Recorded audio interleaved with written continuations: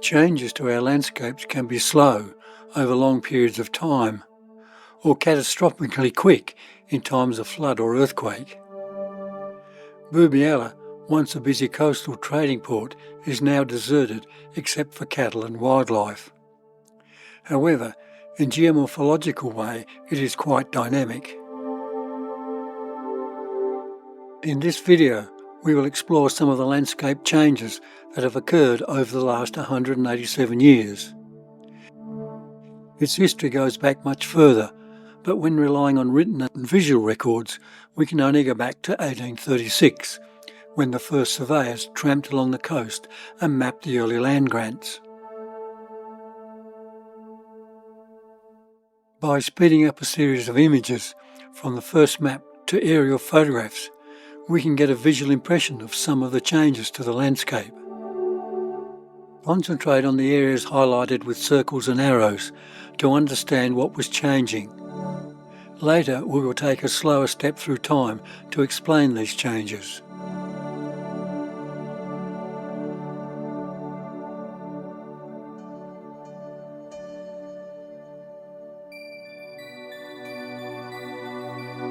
Flying over the area today in 2025, it is hard to imagine why this exact spot was chosen for some of the earliest land grants in 1836. In some places, we can see signs of human existence in the form of old fences and poles.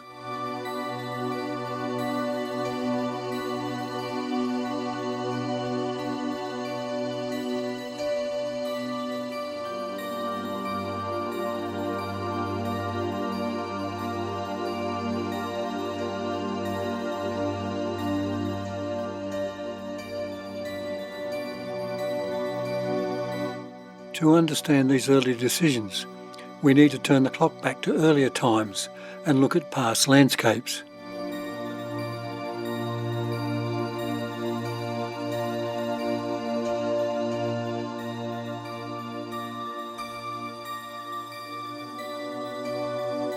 Going back to 1836 and Dawson's map, we can clearly see the sinuous course of the Ringarooma River, a fairly narrow but direct outlet to the sea, a large double lagoon, later called Bowler's Lagoon, and the proposed boundary of the Boobyalla township.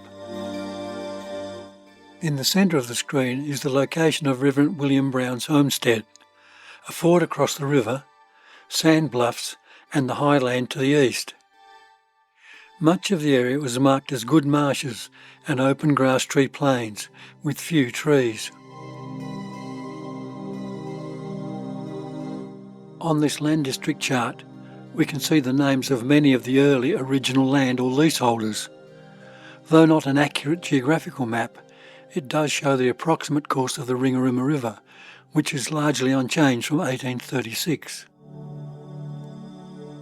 Also marked on this map are parts of the old Cape Portland Coastal Road and the 1885 telegraph line.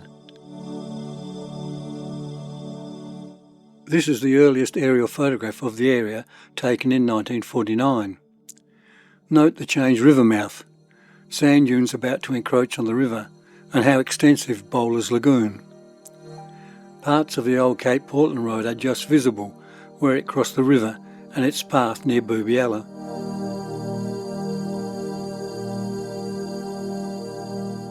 In 1964, sand dunes have closed off a bend in the river and force it to overflow onto the land.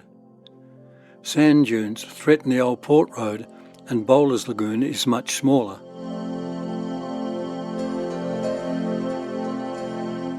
In 1969, the river has been completely blocked at the bend and water has banked up into low-lying areas. The entrance is now more direct, possibly due to stronger river volumes. Sand dunes now cross the old Cape Road. 1975 is about when I first visited this area. Mike Douglas and I had paddled down the river from Gladstone, arriving after dark at the bridge over the Little Boobyalla River. We'd struggled through tea tree swamps of Blue Enchanty's Lagoon. The river entrance is still direct and the river has diverted at the bend and Bowler's Lagoon seems to have refilled.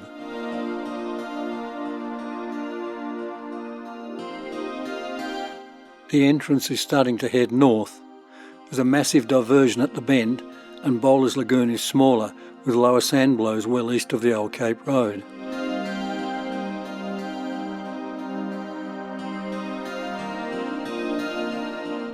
(1991), and where is Bowler's Lagoon? The entrance is still heading north, and sand is well across the old road, and the bend seems to be stabilising into a new course. Curious lines crossing the vegetation in the northwest of the area may be due to cattle.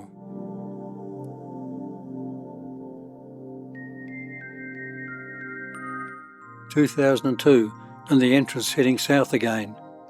The northern sandblow retreating, but the southern one is now quite extensive. Bowler's Lagoon has developed into small ponds. The southern sandblow continues to head southeast. Bowler's Lagoon has virtually gone, and the bend is stabilising as a new course. The river entrance is somewhat convoluted. The river bend stabilised on a new curve. Bowler's Lagoon seems doomed, and the sandblow continues their march east. No prizes for guessing which are the prevailing winds here. In the near future, this same area is designated as a large wind farm site, with towers over 270 metres tall. The towers will be on the higher ground to the east, but will significantly alter the overall scenic values.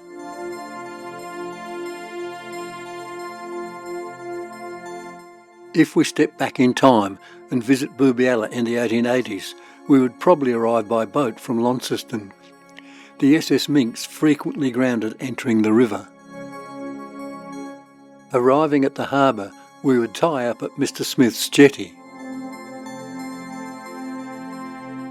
By 1880, Donald Campbell's Wharf was available, as well as a well-established Caledonian hotel, a site visited by the North East field naturalists in recent times. By the early 1900s, the facility boasted storage sheds and was a busy port before the railway came to Herrick in 1916. A cemetery was established in the 1880s, along with a Roman Catholic church.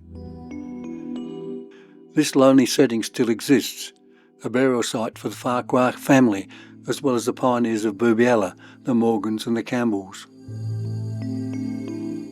In 2005, I visited nearby Bowler's Lagoon with a North East field naturalist to search for the remains of an early homestead. We walked out alongside Bowler's Lagoon, finding remains of an old eel trap. We crossed the extensive dune system, looking for any signs of Reverend Brown's 1836 homestead, but it was now covered by a huge sand dune.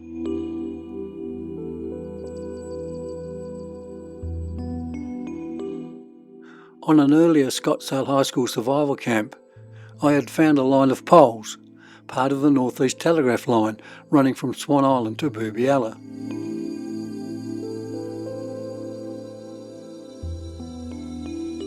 We eventually did find some of the poles, but most had lost the ceramic insulators that once held the wires.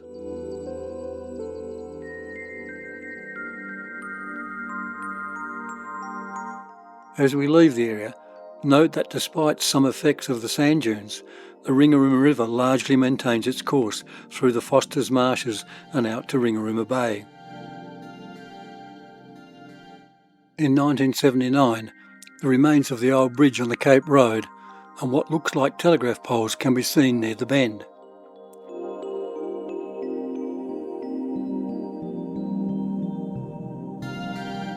The poles can also be seen in this photo of students on the survival camp. Boobyalla is a special part of Dorset. Nowhere else do you see active undisturbed dunes, alongside wet tea tree marshes and open treeless plains. In the 1820s, Henry Widdowson described it as like an English parkland.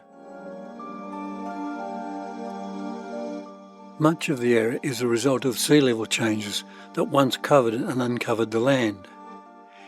In the last 200 years, burning and overstocking has led to large areas of mobile sand blown by strong northwesterlies, explaining why previously settled areas are now under sand. The Ringarooma River is in the middle of a continuous battle between maritime winds and currents and river flows affected by mining, floods and irrigation. As a result of this, the area is of special interest historically, geologically and photographically.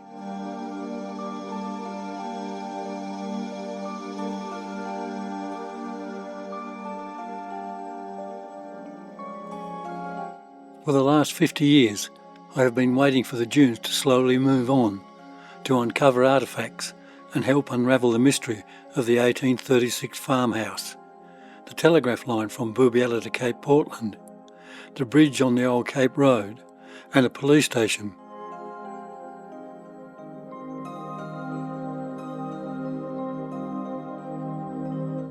But I think I'm running out of time.